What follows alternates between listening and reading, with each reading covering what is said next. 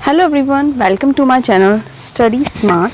I am Ruchi Pandey and हम NCERT में class 9th के कुछ चैप्टर्स 3 चैप्टर्स हम देख चुके हैं. This is 4th chapter that is structure of atoms. जैसे कि हमने 3rd चैप्टर में एटम्स एंड मॉलिक्यूल्स के बारे में देखा कि वो किसी भी मैटर के फंडामेंटल यूनिट होते हैं. Different kinds of matter exist इसलिए कर पाते हैं क्योंकि डिफरेंट एटम्स जो हैं उनकी वजह से वो बने हुए हैं. अब क्वेश्चन ये क्रिएट होता है कि एटम्स एक एलिमेंट के एटम्स को दूसरे एलिमेंट के एटम से डिफरेंशिएट हम कैसे कर सकते हैं, क्यों वो एक दूसरे से डिफरेंट है.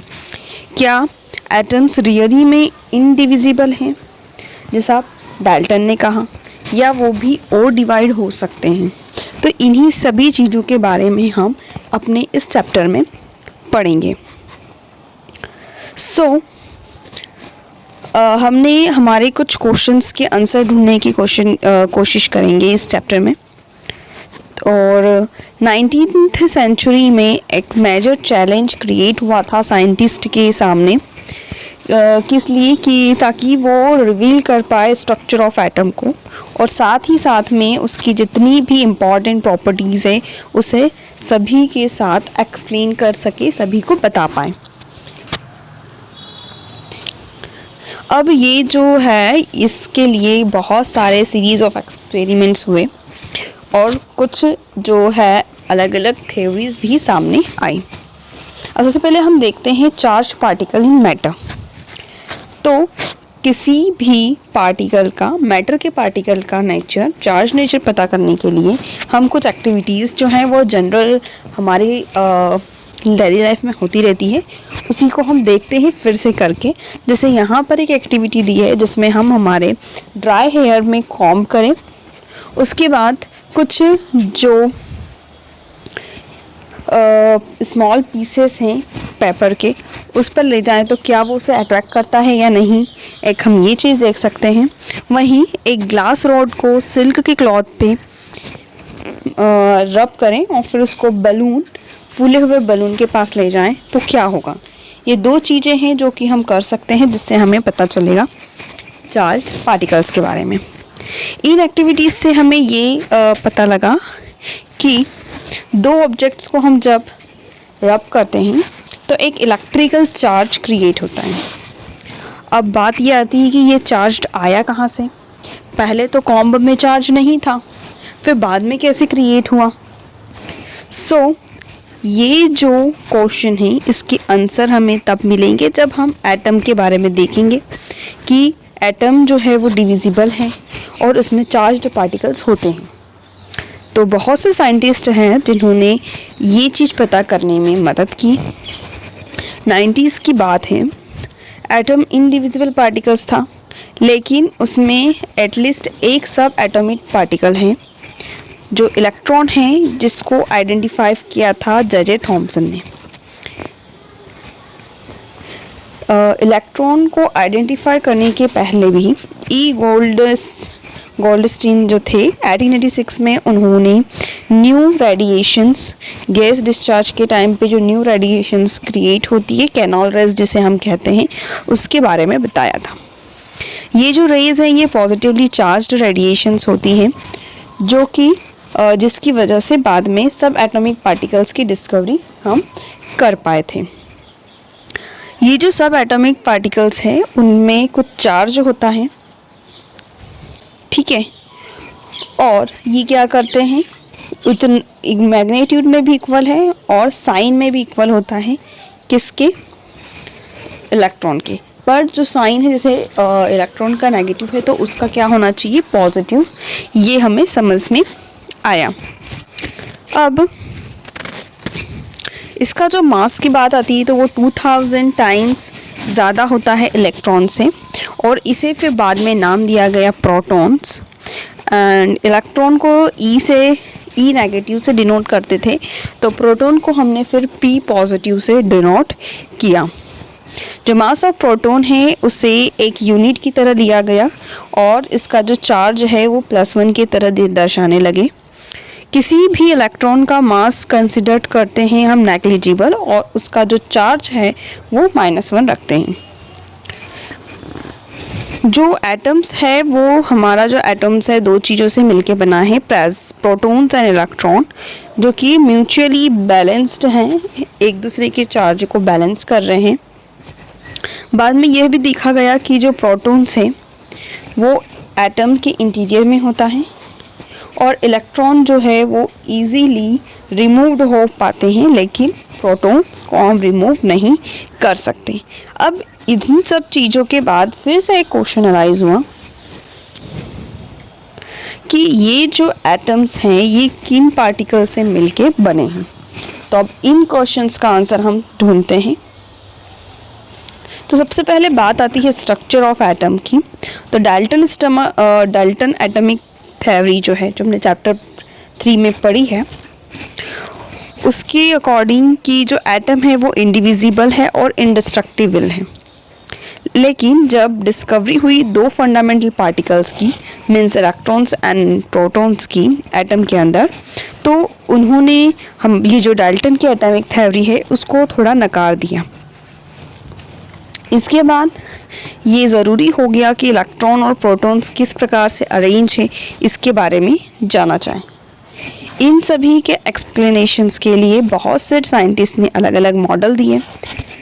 फिर जो जॉर्ज थॉमसन थे वो फर्स्ट वन थे, मतलब सबसे पहले थे जिन्होंने सही मॉडल दिया स्ट्रक्चर ऑफ एटम का।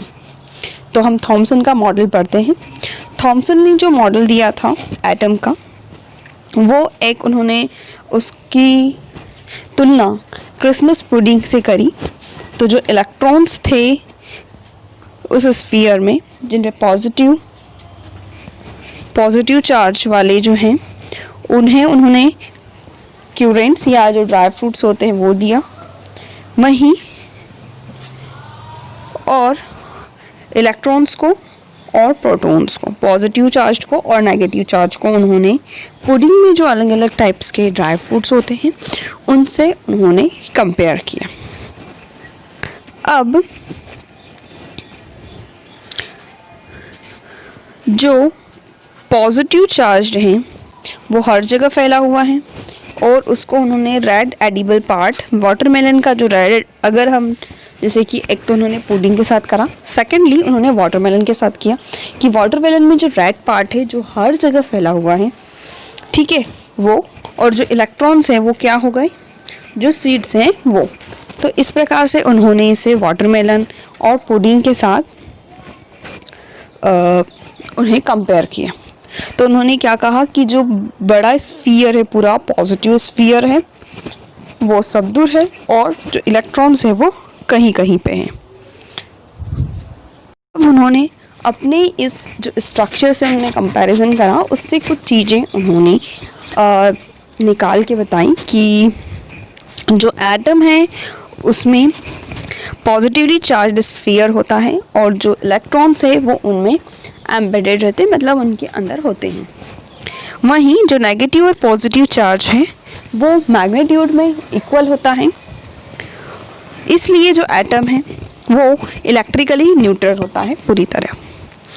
थॉमसन मॉडल जो है उन्होंने एक्सप्लेन किया कि जो एटम है वो इलेक्ट्रिकली न्यूट्रल है, और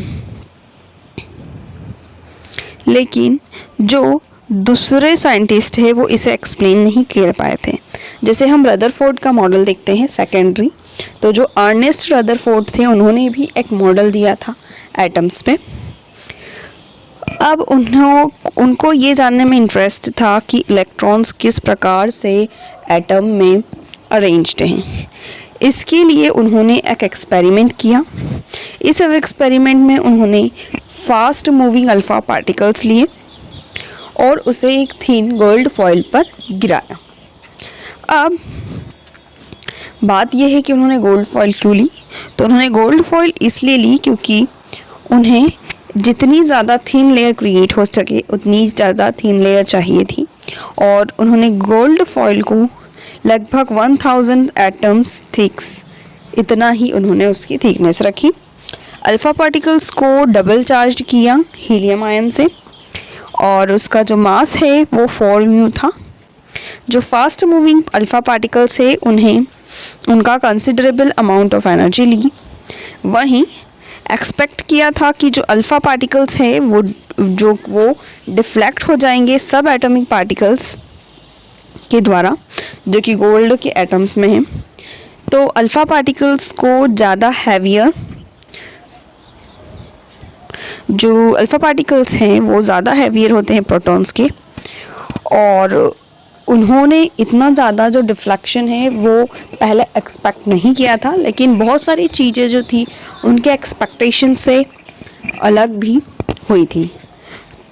ठीक है, तो अब हम देखते हैं कि उन्होंने अपना जो एक्सपेरिमेंट किया उसमें वो कितने सफल हुए और कितने नहीं। तो ये फिगर दिख रहा है आपको, इसमें जो सर्कल्स बने हैं ये आपकी गोल्ड फाइल के अंदर जो एटम्स है उसके लिए बताया है। और फिर उन्होंने अल्फ़ा पार्टिकल्स उस पर क्रिएट किए थे। तो कुछ रेस क्या हुई थी, एकदम सीधी चली गई थी, कुछ रेस टकरा के मुड़ के गई, और कुछ रेस क्या थी जैसे गई और टकरा के वापस आ गई। तो अब ये 3 चीज़ें वहाँ पे हुई थी। ठीक है, अनएक्सपेक्टेड रिजल्ट्स रहे, मतलब उन्होंने सोचा कुछ था, हो कुछ और गया। तो क्या क्या ऑब्जर्वेशंस हुए, तो बहुत सारे फास्ट मूविंग अल्फ़ा पार्टिकल्स जो हैं वो स्ट्रेटली चले गए, कुछ जो अल्फ़ा पार्टिकल्स है वो डिफ्लेक्टेड हो गए कुछ एंगल्स पे। वहीं सरप्राइजिंगली हर 12,000 में से एक पार्टिकल्स जो हैं वो वापस आ गया टकरा के। ओके, तो रदरफोर्ड ने जो कहा था उनके वर्ड्स को हम बताते हैं कि ये जो रिज़ल्ट था एक्टिविटी का वो इनक्रेडिबल है कि आपने 15 inch shell at a place of tissue paper and it comes back and hits you. मतलब जो चीज़ें उन्होंने भेजी थी वो पार्टिकल्स वहाँ से टकरा के वापस आए और उनको टच कर रहे थे, मतलब उनको हिट कर रहे थे। अब अगर ये एक्टिविटी ओपन फील्ड में की जाती तो इसके इम्प्लिकेशंस बहुत ज़्यादा हो सकते थे। और जैसे अगर हम देखें कि एक बच्चे को हमने खड़ा कर दिया है वॉल के सामने, उसकी आइज़ बंद है और वो स्टोन्स फेंक रहा है वॉल पे एक डिस्टेंस पे। ओके, उसे साउंड भी सुनाई दे रहा है जब हर एक स्टोन वॉल पे लग रहा है। अब इसी चीज़ को वो अगर 10 बार दोहराएगा तो उसे साउंड 10 बार सुनाई देगा, ऑब्वियस सी बात है। लेकिन अगर ब्लाइंड फोल्ड चाइल्ड जो है उसे वो बार्ब्ड वायर फेंस पे मारे तो मोस्ट ऑफ द जो स्टोन्स है वो फैंस पे नहीं लगेंगे, तो उसे कोई साउंड भी नहीं सुनाई देगा। इसलिए जो लॉट्स ऑफ गैप्स हैं फैंस के बीच में, इस वजह से अब गैप की वजह से क्या होगा, जो स्टोन है वो पास होके फैंस के तो गिर जाएंगे। तो इस प्रकार से ही उन्होंने अपने जो एक्सपेरिमेंट्स हैं उनको वो डेली लाइफ सिचुएशन से भी कंपेयर करके बताते रहते थे। अब इसी रीजनिंग के साथ रदरफोर्ड ने जो ऑब्ज़र्व किया था उसके थ्रू उन्होंने कुछ अपने कंक्लूजन्स दिए थे कि एटम्स में बहुत सारी स्पेस जो है वो खाली हैं, क्योंकि जो most of the alpha particles हैं वो बिना डिफ्लेक्ट हुए एकदम सीधे चले गए थे। तो इससे उन्होंने क्या कंक्लूड किया कि बहुत सारी जो स्पेसेस हैं एटम में वो क्या है, खाली हैं। अब बहुत लिटिल जो पार्टिकल्स हैं वो डिफ्लेक्ट हुए थे उनकी पाथ से, तो ये दर्शाता है कि वो जहाँ पे पॉजिटिव चार्ज था वहाँ से वो डिफ्लेक्ट होके वापस आए थे। अब बहुत कम फ्रैक्शन ऐसा था जहाँ पे अल्फ़ा पार्टिकल्स जो है वो 180 डिग्री पे डिफ्लेक्ट हुए थे और रिटर्न आए थे।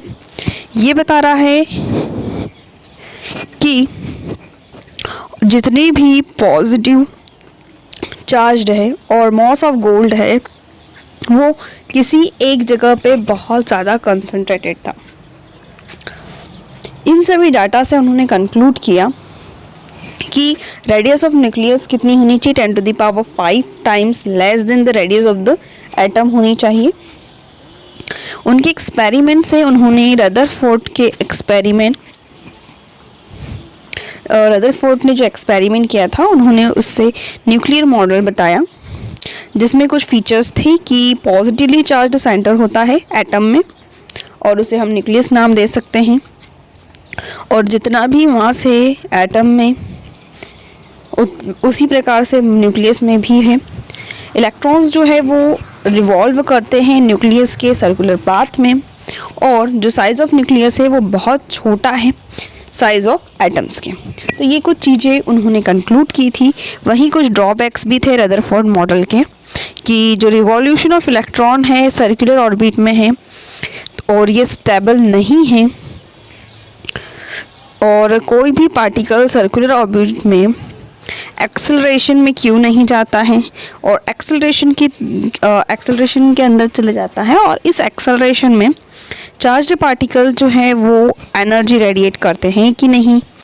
रिवॉल्विंग इलेक्ट्रॉन्स अगर एनर्जी लूज़ कर रहे हैं तो धीरे धीरे अगर उनकी एनर्जी ख़त्म होती जाएगी तो वो फिर न्यूक्लियस के अंदर गिर क्यों नहीं जाते। ओके, अगर ऐसा होता है तो एटम जो है वो हाईली अनस्टेबल होना चाहिए और मैटर क्रिएट ही नहीं होना चाहिए। तो ये कुछ चीज़ें थी जो एटम्स को क्वाइट स्टेबल बोलने में प्रॉब्लम क्रिएट कर रही थी। तो ऐसे कुछ ड्रॉबैक्स थे। सो बाकी का हम देखेंगे नेक्स्ट वीडियो में। Thank you for now, bye bye.